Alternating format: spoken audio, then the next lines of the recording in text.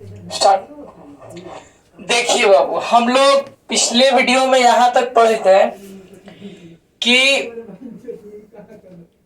स्वर वर्ण जो पढ़ लिए पूरा समझते, कंप्लीट ही कर लिए उत्पत्ति के आधार पर और उच्चारण काल के आधार पे। अब मुंह खुलने के स्थिति के आधार पर, होठों के स्थिति के आधार पर, जीभ के प्रयोग के आधार पर ये यदि आप पढ़ते हैं तो ये कोई फायदा नहीं है। 10th लेवल में 12th लेवल में पढ़ना ये मान्य नहीं है, उससे क्वेश्चन भी उतना नहीं आता है। तो अब हम लोग आगे जानेंगे। आपका वर्णमाला आपको वर्ण आपको पढ़ा दिए, स्वर्ण वर्ण क्लियर हो गया। अब इसके बाद में आपको स्वर वर्ण के बाद आप पढ़ाने हम लोग कुछ पढ़ रहे हैं व्यंजन वर्ण। तो व्यंजन वर्ण में कहता क्या है, व्यंजन वर्ण स्वर वर्ण की संख्या कितनी होते हैं बाबू? तो 11 होते हैं। एक बार इसे अच्छी तरीके से आप इसे समझ ले और एक अच्छा रोक करके इसे लिख ले, क्लियर हो जाएगा। ठीक है, अब समझिए बाबू। बताया जाता है कि स्वर्ण वर्ण की संख्या कितने होते हैं? तो 11 होते हैं। ये सभी हम लोग क्या कर चुके हैं, पढ़ चुके हैं। अब अगला नंबर जो है हमारा है, ये है व्यंजन वर्ण। तो व्यंजन वर्ण में कहता क्या है कि वैसा वर्ण, कैसा वर्ण? वैसा वर्ण जिसके उच्चारण में, जिसके बोलने में स्वर वर्ण की सहायता ली जाती हो तो उसे व्यंजन वर्ण कहते हैं। क्लियर? वैसा वर्ण जिसके उच्चारण में या जिससे बोलने में कौन वर्ण के बाबू? स्वर वर्ण की सहायता लिया जाता हो।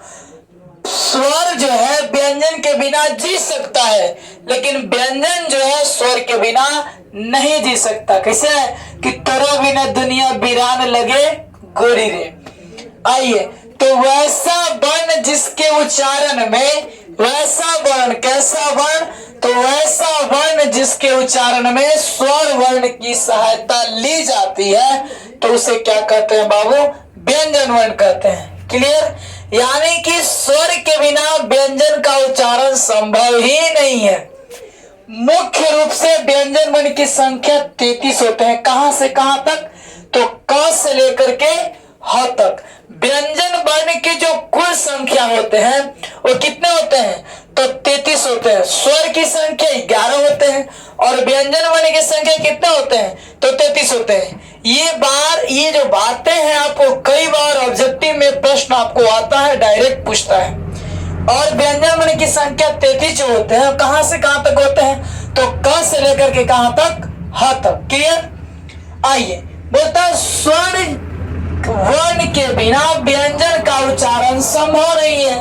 अगर स्वर ना रहेगा तो व्यंजन का उच्चारण संभव नहीं है, लेकिन व्यंजन नहीं भी रहे तो स्वर का उच्चारण हो जाएगा, है ना।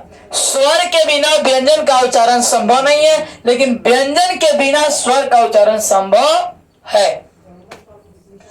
व्यंजन वर्ण के 5 भाग में बांटा गया है। जिस तरह से स्वर वर्णों को 5 भाग में बांटे थे, तो उसी तरह से व्यंजन वर्ण के कितने भाग में बांटा गया है?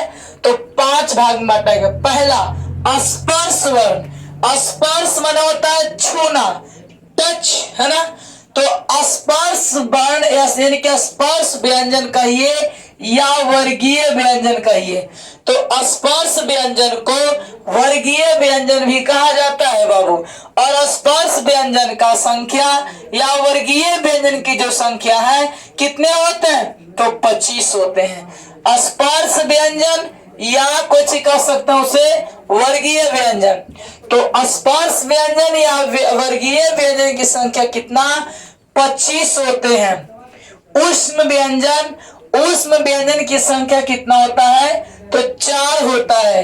अंतःस्थ व्यंजन, अंतःस्थ व्यंजन की संख्या 4 होते हैं। संयुक्त व्यंजन, इसकी संख्या भी 4 होते हैं। और अगला नंबर है टवर्गीय व्यंजन, और ये टवर्गीय व्यंजन की संख्या 2 होते हैं। क्लियर? तो यहां से हम लोग एक बार रिकॉल करके समझते हैं। बोलता है स्पर्श व्यंजन या वर्गीय व्यंजन ये व्यंजन वर्ण की कितने भाग में? 5 भाग में। ऐसे मुख्य रूप से तो 4 ही पढ़ना है। तो व्यंजन वर्ण को कितने भाग में बांटा गया बाबू? तो 5 भाग में बांटा गया है। पहला है स्पर्श व्यंजन या वर्गीय व्यंजन। इसकी संख्या कितनी होती है? तो 25 होते हैं। ऊष्म व्यंजन, तो इसकी संख्या कितने होते हैं? तो 4 होते हैं। अंतःस्थ व्यंजन, तो इसकी संख्या कितने होते हैं? तो 4 होते हैं। आइए संयुक्त व्यंजन, इसकी संख्या कितनी होती है? तो 4 होते हैं। और एक है बउआ टवर्गीय व्यंजन।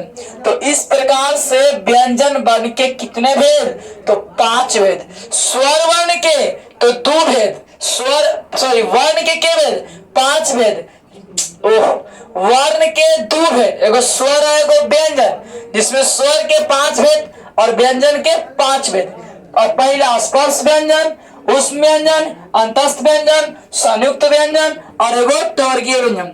जोड़ लेते हैं। 25 से 4 29, 29 से 4 33, यानी कि कहां से कहां तक? क से लेकर के ह तक।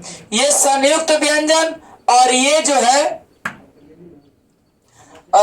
टवर्गीय व्यंजन।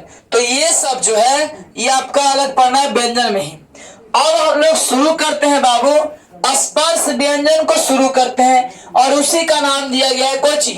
वर्गीय व्यंजन भी कहते हैं। कहता जिस व्यंजन वर्ण के उच्चारण में जीव जो है, जिस व्यंजन वर्ण के उच्चारण में जीव मुंह के किसी न किसी स्थान पर रगड़ खा करके, जैसे करेंट पानी खेले ना, तो करेंट पानी में एक चो होता है, करेंट पानी में एक चो होता है और बाकी जो है सबको किसी न किसी स्थान से कैसे न कैसे छू छा के निकल जाता है और वो अपने क्या बन जाता है? साध बन जाता है। तो उसी को उसी तरह से, मतलब उसी तरह से हमारा कौन व्यंजन है? स्पर्श व्यंजन है। स्पर्श व्यंजन में क्या करता है? कहता है कि वैसा व्यंजन वर्ण जिसके उच्चारण माने बोलने में जीव जो है मुंह के किसी न किसी स्थान पर रगड़ खा करके, मतलब टच करके निकल जाता हो, तो उसे हम लोग क्या कहते हैं?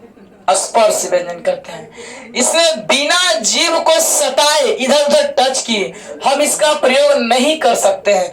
और स्पर्श व्यंजन में कहता है कि जिस व्यंजन वर्ण के उच्चारण में जीव मुंह के किसी न किसी भाग को छू करके निकल जाता हो, तो उससे हम लोग क्या कहते हैं?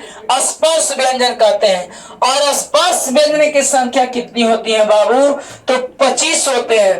क से लेकर के कहां तक? तो म तक।